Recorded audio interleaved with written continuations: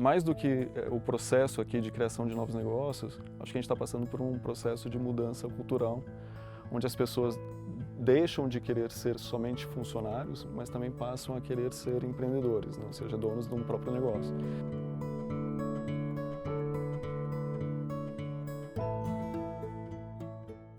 Olá, eu sou o Thiago Alves, bem-vindos à série de vídeos sobre empreendedorismo, inovação e transformação digital da Forbes Brasil. Hoje em minha companhia tem o Gustavo Miller, CEO e founder da Monkey Exchange, uma fintech que vai contar bastante para vocês sobre esse mercado que é tão quente hoje no Brasil. Gustavo, um prazer recebê-lo aqui no estúdio da Forbes. Prazer é meu, Thiago. Obrigado pela oportunidade de falar contigo e pela revista. Acho que é uma exposição bastante importante para a gente. Muito interessante. Gustavo, começa contando para todo mundo. A Monkey é uma fintech, mas muitos dos nossos espectadores querem saber um pouco mais sobre o que é a definição correta de fintech e como é que é esse mercado no Brasil. A fintech nada mais é do que uma empresa que atua no mercado financeiro, só que utilizando a tecnologia. Então, acho que o jeito mais simples de entender é esse, né? De fato, você tem razão, acho que é um tema quente. Nos últimos 2 anos, você teve um crescimento bastante grande, né, desse tipo de empresa. A gente passou ali de pouco mais de 50 há 2 anos para mais de 600 hoje, né? E empresas que passam a atuar aí em diversos produtos, em diversas oportunidades que o mercado brasileiro nos oferece, né? Então a Monkey, na verdade, ela é uma empresa, uma fintech que está explorando um segmento bastante robusto aqui no mercado brasileiro, que lida com grandes empresas, mas beneficia em grande parte as pequenas e médias, né? E como é que funciona? Por exemplo, vocês vão em um cliente, entende a dor desse cliente. Como que nasceu a ideia primeiro de fundar a Monkey? De onde veio? Bom, eu tenho uma experiência de quase 20 anos no mercado financeiro. A Monkey, ela tem como fundamento ali, ela tem como uma experiência base coisas que eu já tinha realizado no passado, ainda num formato mais tradicional.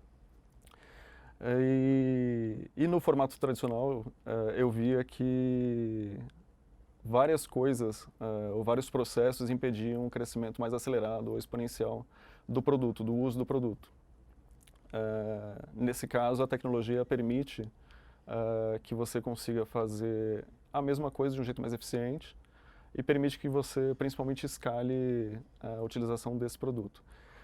De fato, a gente entendeu a dor ali, principalmente de como a grande empresa lidava com o nosso produto e transformou isso em um processo mais eficiente, um processo mais tecnológico, um processo mais ágil, né? Gustavo, explica um pouco mais para o espectador como que a Monkey Exchange se coloca como fintech. Qual foi a tecnologia que ela trouxe dentro do mercado financeiro? Quais foram as dores e o que ela está inovando então dentro desse mercado? Legal. A Monkey, na verdade, converteu um produto existente, né, já entre bancos e empresas, num produto um pouco mais tecnológico, na verdade, bastante tecnológico. E o nosso foco principal era eliminar algumas etapas e alguns processos para que a gente conseguisse fazer o que a gente faz em grande escala, né? Então, traduzindo isso para um lado mais operacional, a gente permite que grandes empresas, né, compartilhem o risco dela com pequenas e médias, que são com seus fornecedores, né? Ou seja, emprestem para ela o seu risco para que elas consigam ir ao mercado e captem num preço mais baixo, né?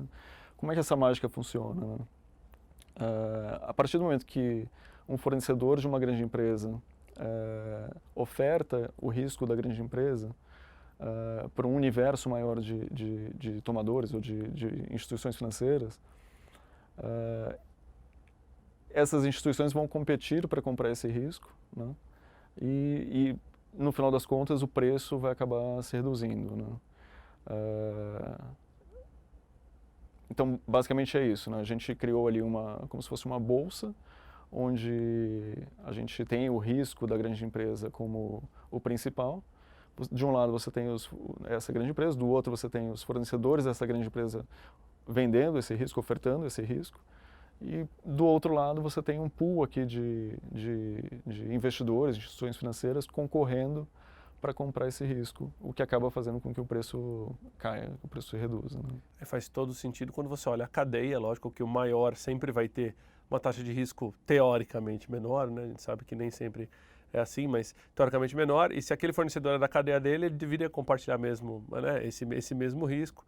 E acho que levar isso para o mercado financeiro, para que grandes bancos, financiadores, investidoras também participem de um bid, né, participem de uma concorrência para estar oferecendo aquele capital, passa a ser algo realmente disruptivo no mercado, né? Não é cada um comprando por si, cada um oferecendo a taxa por si, existe uma concorrência dos três lados, digamos assim. É isso, você reduz a ineficiência do mercado, né? Que antes essas pequenas e médias empresas conversavam individualmente ou bilateralmente com um ou duas instituições ou factorings, e agora eles passam a conversar com 10, 15 de uma forma organizada, né, e formalizada. É isso, né, é isso que nossa plataforma provê, esse ambiente de negociação. Para o pequeno é bom, porque ele de fato capta numa taxa mais baixa, e para o grande é bom que reforça a qualidade dos seus fornecedores. Né? Legal, eu acho que, não sei se é a mesma impressão que você tem, mas ultimamente a gente tem falado muito nessa questão de fintechs, né, e startups como um todo. Muita gente leva ainda o termo startup para aplicativo, né, tem que ser necessariamente um aplicativo, mas nem tudo é aplicativo, muitas coisas é uma plataforma, não necessariamente tem que estar no seu celular, não necessariamente tem que estar na sua mão, mas é uma fintech. Agora, a impressão que eu tenho é que as fintechs têm tido uma boa valorização de mercado. A gente tem IPOs, né, ofertas de ações públicas de várias fintechs brasileiras, umas fora, outras no Brasil, e que foram super bem no ano de 2019. Você acredita que é o movimento dos próximos anos, cada vez mais, você mesmo comentou no início do programa, as fintechs aparecendo, eram poucas, hoje são mais de 600, isso vai ser uma tendência para os próximos anos? Eu acredito que sim, e isso talvez no Brasil até mais do que em outras regiões, porque a gente tem muito mais problema que outros, né?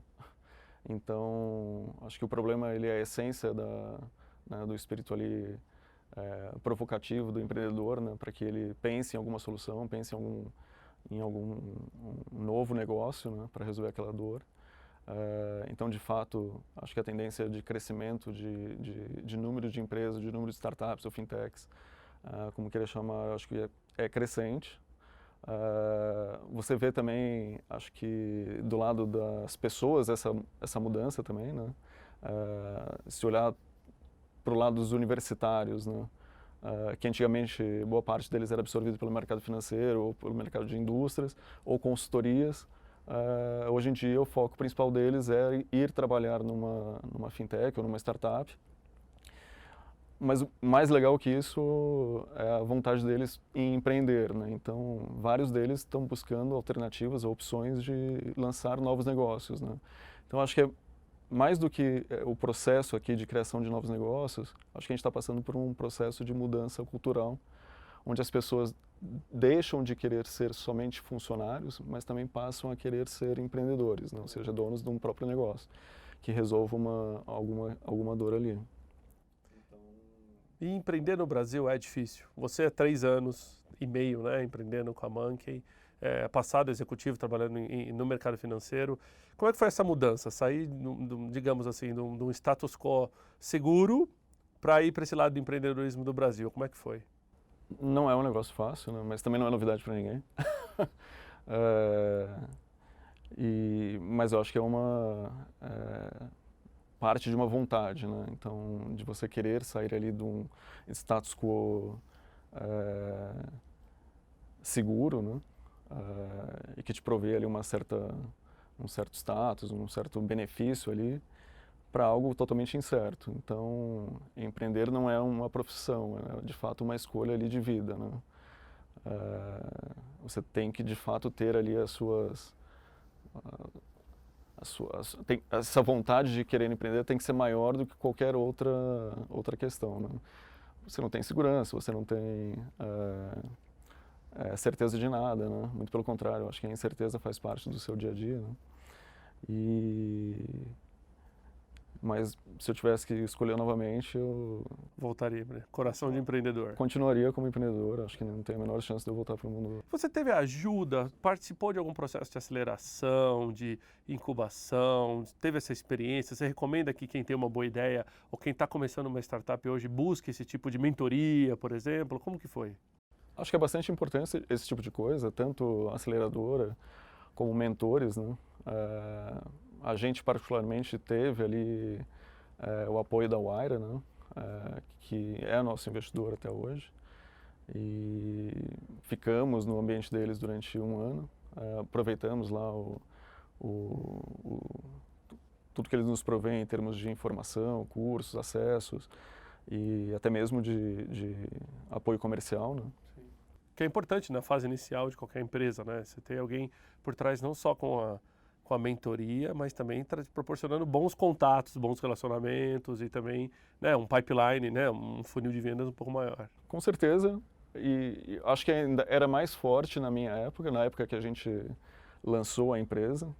Falo época, parece muito tempo, mas na verdade o tempo nesse mundo de inovação ele é rápido, né? Então, quanto mais você consegue economizar em etapas, melhor para o teu negócio, né? Então, nesse sentido, aceleradoras como essa que eu comentei, de fato ajudam a você comprar tempo, né? Ter o apoio institucional de uma grande empresa na partida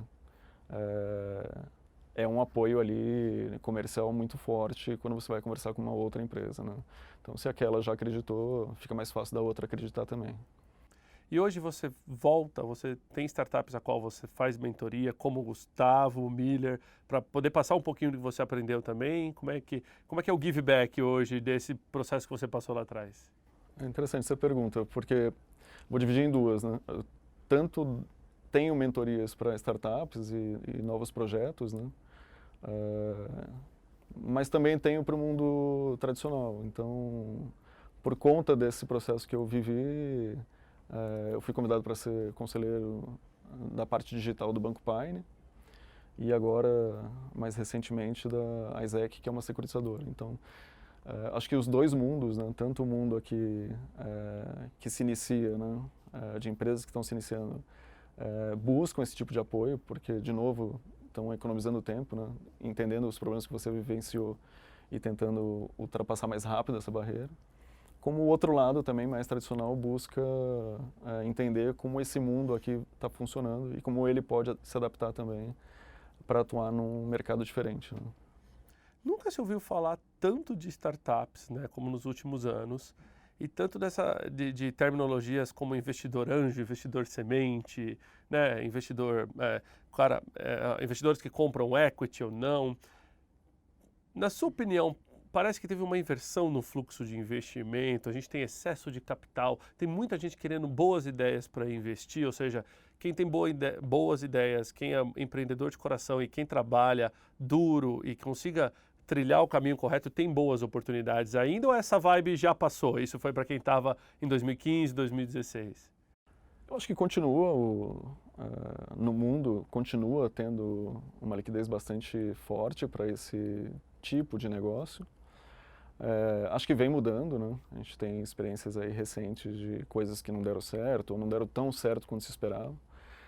E eu acho que a gente está vivendo um momento de ajuste, né? Eu acho que é ajuste ainda mais em cima das expectativas, né? E a gente está mudando. Eu acho que esse business ele muda todo dia, né? Então, acho que talvez se apostasse muito mais em sonhos, né? E hoje acho que os investidores estão muito mais em cima de realizações, né? Então, se busca um pouco mais de confirmação do que se buscou no passado. E esse passado é um ano, né? 6 meses. Então, vem mudando, de fato, e o recurso continua existindo, as pessoas continuam ali com a vontade de participar desse novo momento, mas talvez de um jeito mais criterioso, né? Agora, num país tão desbancarizado como o Brasil, acredito que as fintechs ainda têm uma grande oportunidade, é um oceano azul de oportunidades quando a gente fala do mercado brasileiro. Talvez o mercado brasileiro esteja entre os principais mercados do mundo para a fintech. A gente deve ver, como você imagina o próximo ano, assim, em termos de tecnologias que a gente deve está recebendo especificamente para banco digital ou transações financeiras digitais? Tem coisa vindo aí bacana? Acho que todo dia a gente tem uma solução diferente, uma solução nova, né? À disposição das pessoas, né? Seja em pagamento, seja em moedas digitais também, né? Que é algo também que vem crescendo, né? Assim como empresas de fora chegando também, ofertando novas soluções, né? Acho que no final, o que tem aqui é uma mudança de uso das coisas, né? Então, você vai continuar comprando, você vai continuar investindo, mas talvez de um jeito diferente, né? Então, usando sua wallet, usando uma moeda digital, pagando de um jeito mais fácil, né? Tendo uma contrapartida nesse pagamento para você escolher um parceiro diferente. Mas no final a gente está falando de ferramentas à disposição das pessoas ali, mais ágeis, né? Acho que no final é isso, né? Você acha que quando o assunto é dinheiro, principalmente quando a gente fala da nossa conta pessoal, uma coisa assim, existe ainda um preconceito por parte dos usuários com relação a conta 100% digital, um banco 100% digital, ou uma carteira digital, conforme você comentou? Eu lembro quando eu abri a minha primeira carteira digital, investindo em moedas digitais, eu tinha um certo receio inicialmente, até entender um pouco melhor da tecnologia, o que era blockchain, o que era aquilo por trás. Levou um tempo para que eu criasse essa cultura, né? Mas você acha que a população como um todo ainda tem um pouco de preconceito com isso? Eu acho que esse preconceito vem diminuindo, né? Acho que o Nubank acabou de bater 20 milhões aí de clientes, o que é um recorde, né? Recorde, e eu acho que o brasileiro talvez seja um dos povos mais adaptáveis ou que mais se lançam aí a conhecer e a usar, talvez livre até de qualquer preconceito, né? Então você vê a quantidade de bancos digitais sendo criados, né? E com um crescimento importante, né? O C6 eu acho que bateu 1 milhão de usuários também em pouquíssimo tempo, né? E são todos bancos recentes, né? Você pensa bem, estou falando de 3, 4, 5 anos. Pois é, sem histórico nenhum. E o brasileiro lá utilizando. Então acho que não existe mais acho que o preconceito, né? Acho que as pessoas estão de fato ali atrás de uma facilidade de uso, né? Se ele entender que aquele aplicativo, aquela wallet ou aquele serviço pode ser melhor utilizado por aquela ferramenta, ele vai usar sem qualquer preocupação, né? Legal. Que conselho você daria, o Gustavo, pessoa física, para quem está começando a empreender hoje e ter uma ideia para uma fintech? Pergunta do milhão.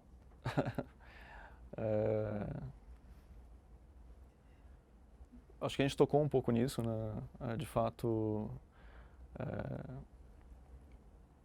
a ideia e o sonho ele é importante, mas você tem que ter a certeza, um foco muito grande na execução, né? Então, não adianta você ter uma ideia brilhante, né? Um sonho maravilhoso, mas que ele seja pouco execuível, né? Então, acho que talvez acreditar no seu sonho, mas acreditar muito mais que você é capaz de realizar aquilo, né? Então, acho que isso faz total diferença. E uma pergunta, na verdade, eu tenho ouvido no mercado que hoje a escassez de mão de obra quando o assunto é profissional de tecnologia de informação, principalmente programadores, é muito grande no Brasil. E o Brasil, que já teve excesso dessa mão de obra, da noite para o dia passou a ter uma falta grande, então os salários têm sido bastante inflacionados e tudo mais. Você sente isso no seu mercado mesmo? Totalmente. De fato, acho que a gente não chegou no estágio ainda de uma pane de mão de obra, mas com certeza esse segmento vive um pleno emprego, né? E isso se reflete, obviamente, também na questão de custo, né? Então, quem se formar nesse tipo de profissão, ou formar, seja formalmente ou informalmente, né? Porque várias dessas pessoas são autodidatas, né? O que é muito bacana. Elas têm ali uma empregabilidade muito grande, com um salário ali crescente, né? A gente mesmo experimentou isso, então a gente teve um crescimento de quase 6 vezes o custo que a gente tinha no início da Monkey, porque a gente tem hoje, né? E São Paulo é muito concorrido, de fato, essa mão de obra é muito concorrida, né? E eu acho que vai ser cada vez mais, né? E é possível treinar in-house? É possível contratar pessoas ainda blank space, né, com a cabeça aberta, e trazer para a cultura de programação, para fintech ou para aplicativo de desenvolvimento, ou tem um trabalho básico que essa pessoa já tem que conhecer antes de vir? Como é que é? Não, acho que parte, obviamente, da vontade da pessoa em querer, né, se tornar ali um programador. Acho que isso faz total diferença, porque a informação está dispersa, então se ela já tem a vontade, ela já consegue caseiramente ter um primeiro contato, ter uma experiência. Mas a gente acredita totalmente nessa criação, nessa formação de mão de obra. Tanto que a gente tem eventos, não são mensais, mas diria trimestrais, onde a gente conta um pouco da nossa experiência, né, do lado da programação, para estimular pessoas que já estão dentro desse universo, mas outras que estão ao redor e têm algum receio em jumping, né, em pular para esse lado, incentivar essas pessoas e mostrar que é possível, né, mostrar que de fato existe essa necessidade, incentivar ela a tomar essa decisão. Então, a gente não só acredita, como a gente faz também, e acredito que várias outras empresas também do segmento façam, né? Porque é o nosso combustível, né? É o necessário, né? É o principal capital hoje, né? Sem isso você não tem como se chamar de uma empresa de tecnologia, né? Verdade. Bom, e vocês pensando que só dava para compartilhar patinete e carro, aí ó, mais uma opção no mercado, né? Tá certo que é B2B, né, para as empresas, mas tenho certeza que quem for empreendedor vai entender, né, vai relacionar com o tema. Quem for microempresário, pequenas e médias empresas, e a grande empresa, por que não, né? A gente quer, acho que, prezar pela cadeia de fornecedores como um todo. Exatamente. Bom, estive aqui com o Gustavo. Gustavo, muito obrigado. Prazer recebê-lo aqui no estúdio da Forbes. Trouxe para vocês experiência real de como é empreender no Brasil, uma fintech que está entendendo as dores dos clientes e está trazendo tecnologia para poder revolucionar a forma como eles trabalham. Então foi uma aula aqui de empreendedorismo e inovação no lado financeiro. Gustavo, mais uma vez, muito obrigado. Obrigado a você, Thiago.